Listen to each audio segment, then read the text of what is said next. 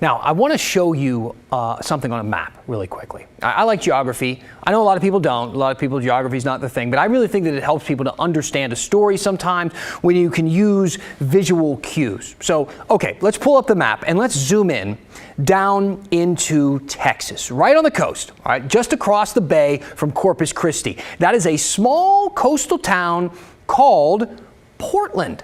About 15,000 people. Now, if you're watching this and you work on our city council here, you might be thinking, Portland, home sweet home. But no, see, that's Portland, Texas. I know, it's tricky. Let's zoom back, and now you can see, there we are. That's our Portland, okay, all the way up in Oregon. You can see it's easier to make out the difference when you look at it that way. Still, Portland City Council seems awfully focused on the Lone Star State and its politics ever since Texas decided to essentially outlaw abortions. And to fight that new law in Texas, this morning, our city council here in Portland, Oregon, voted 4-1 to set aside $200,000 in funding to fund abortion care in Oregon because they think that we may see an uptick in Texans traveling here for abortions, which kind of may sound like a bit of a stretch. They didn't show any data that could show why they think that might happen.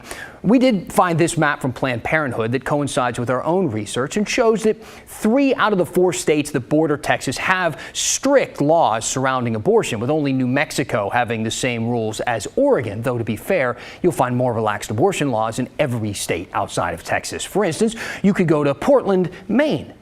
You get my point. And I'm sorry, I know, the map thing. I like geography. No more maps, I promise. Okay, I lied. One more. How about Mingus Maps? The newly elected commissioner who ran on a platform to rebuild the city and the only commissioner to vote no on the $200K. The challenge before us, I think, today is an unjust law in the state of Texas. And I think unjust laws require either legislative or judicial responses. I think our goal here should not be just a symbolic pushback. I think that we should lean into the elements of this ordinance which actually launch a meaningful legal and policy challenge to the unjust anti-abortion law in Texas. I, on the other hand, frankly, am genuinely mystified by what we're trying to accomplish with this $200,000 allocation. No one seemed to have a great answer to that last bit there. I mean, except for the obvious. It will fund something that the city believes in, and it is this statement to Texas, this big statement that they've been trying to make, I guess. You know, I don't know that this statement will be making front page news down there, or at least not the way that they think. After all, the city did get national headlines last week when council proposed this plan to boycott Texas that was later abandoned when everyone discovered that they didn't actually have a plan. Council never even considered what a boycott would do or even look like. Which brings us to our quote of the day from OPB reporter Rebecca Ellis, who wrote, "The press release appeared to have come long before the policy making."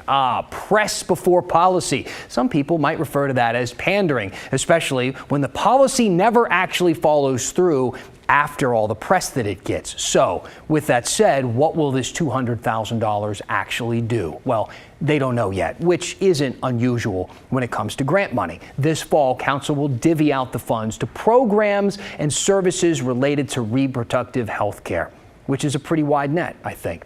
Council also plans to write letters to state lawmakers and write letters to the White House and get the city attorney to do what they can do to help challenge the law in Texas.